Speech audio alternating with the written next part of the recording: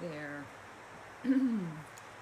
Deborah Roth from Spirited Living, and delighted to be back here with you again to talk about, to embrace the idea of embodying our divine feminine, the energy of the divine feminine in all her forms, by playing with all the different members, the 10,000 faces of the goddess, of our inner goddess team.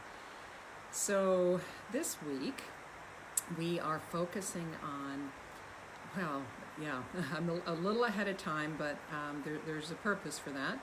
We're anticipating the Chinese New Year, which always starts on the Aquarius new moon, which is actually here on the East Coast anyway, on next Tuesday, February 1st. Now, I give you the dates in these, even though I know many of you watch these afterwards or even in different times of the year. But always say that the energy that I'm going to talk about, the qualities of this particular goddess that we're celebrating in conjunction with the upcoming Chinese New Year, is something, they're all qualities that we can tap into anytime. And that's the beauty of reclaiming this inner goddess team that lives within all of us, regardless of our gender. And that's, I think, one of the really important things to remember, that when we talk about the divine feminine, when we talk about the qualities that we carry within us, whoever we are, we're talking about compassion and vulnerability and being of service and honoring our intuition, honoring our emotions, celebrating our bodies. Oh, that's so huge, because women's bodies, but all of our bodies have been, women's bodies in particular, have been objectified, demonized in many ways over the several millennia, really. And through our bodies, our connection to nature. So all of these are wrapped up in this, what I call the divine feminine, and the qualities that we so desperately need back in our world. So, with that little preamble, I invite you to take in and learn more about this particular Chinese Buddhist goddess, Jun Ti. I believe that's how you pronounce her name. And she is, I find out about some of my goddesses. I have lots of different resources. This one is from a wonderful book, which I think I have right here. Patricia Telasco. If you don't know her, she's written some wonderful books on the divine feminine and the goddess. This one is 365 goddesses. And one of the things that is wonderful, I mean, this we're still in the Western Hemisphere. We're still in the energy in the month of January of celebrating New Year and setting our intentions and looking ahead and describing and defining what we want to manifest in the coming year. And Jun Ti had many different things associated with her. Her symbols were, and this will be familiar to you, I think, those of you that are familiar with some of the festivities around the Chinese New Year, were the dragon. That was her animal, her totem animal, if you will. And at the end of the Chinese New Year celebrations, which typically go on for 2 weeks or so, there's a wonderful dragon festival. So, and I'll talk about that a little bit more in a minute. And she also rules and has deep connection with the sun and the moon. So if you want to honor her, you can, honor her with colors. Sometimes I do that. Actually, today I did. You can honor her with the gold and silver, or the white and yellow. I've got my gold and white, my gold and white scarf and top, to symbolize the sun and the moon. And she is she's not just a moon goddess or just a sun goddess, but she represents that balance. She also is typically represented with, I don't know where her picture is. Oh, here she is. I don't know if you can see it on this rendition of her, but she's typically represented with 3 eyes, and the invitation, and I'm actually going to read an invocation in a little bit. The invitation is to remember that we too, as humans, have 3 eyes, what we refer to, our third eye being the third eye that we all have. and typically shown with dragons. I don't know if you can see the dragons at her feet. And she has 18 arms. She's a goddess of protection, among other things. So these 18 arms are meant to surround and protect those people that, the humans that honor her and celebrate her. And there are many ways to do that. And of course, why we do that is that we want to embody those qualities and call on whatever help from our guides, goddesses, ancestors, whoever you call on in your prayers and meditations.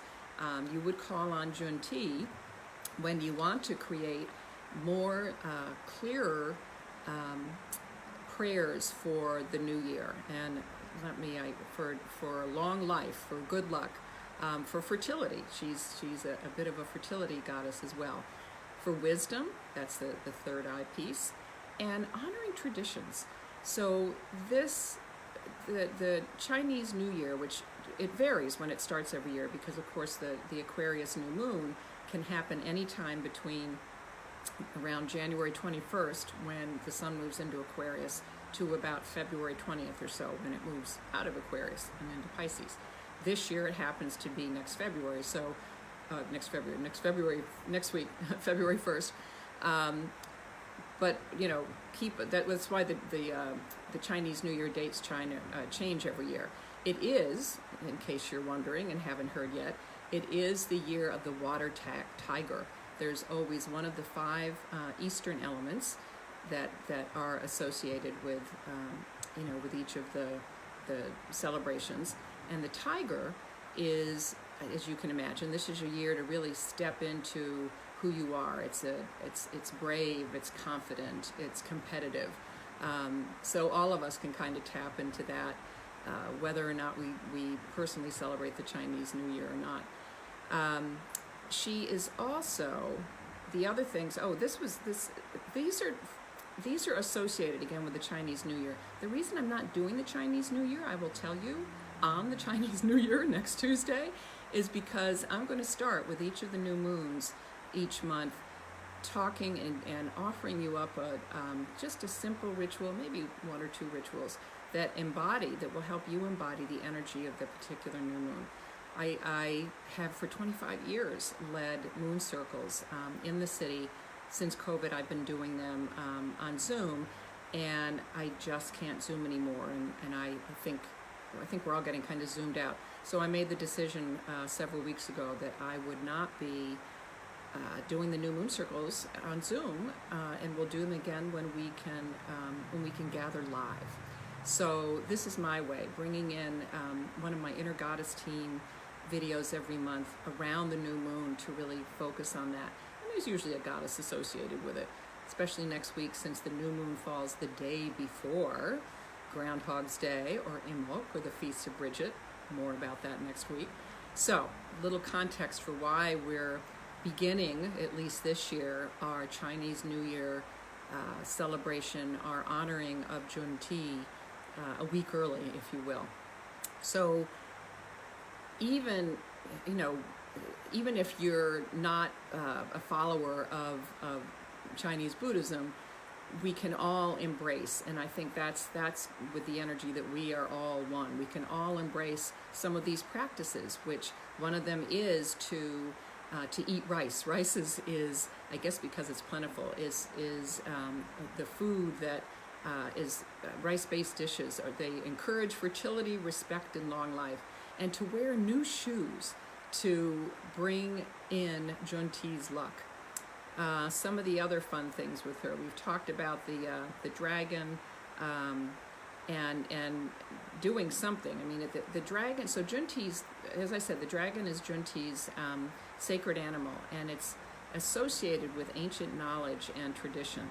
So if you can find a way to commemorate your own personal family customs around this time, around this Chinese New Year time, that will draw Jun Ti's attention. All of these ideas are to invoke or evoke the presence, the protection, the energy of these different goddesses that we play with each week. So I'm going to share with you just a really beautiful blessing, if you will, a little prayer that I found on this lovely website, and I always love to credit the people that I find. Goddess of the Gypsy Moon. And this is an invocation for Jun Ti. I'm not going to sing a chant this week. We'll maybe do that next week again, like I usually do. And here it is. You who have been held as sacred from the beginning. It is I, the Ancient One, the goddess of Polaris. She is thought to live on Polaris, forgot to mention that. I hold you and the entire universe within my circle of fate. Have you seen my 3 eyes? Granddaughter, do not fear, but know that you have 3 as well. Your 3rd eye is unseen, and yet it sees all. This is my gift to you. Be wise and pay attention. Have you seen my 18 arms, granddaughter? Do not fear, but know that my many arms allow me to protect you from all evil. You may have heard that I am a dragon lady, that I have the head of a dragon. Do not fear, granddaughter, but know my power and wisdom. These are my gifts to you. Be discerning, respectful, and strong. Through the sun and the moon, I watch over you. Isn't that lovely? So, find a way to create your own celebration for the Chinese New Year. Invoke Jun Ti for her longevity, for her fertility if you need it, for her blessings, for her wisdom, her ability to help you clear the space from your 3rd eye and see clearly in front of you. Have fun and let me know if you experiment with her, if you invoke her, and what bubbles up for you.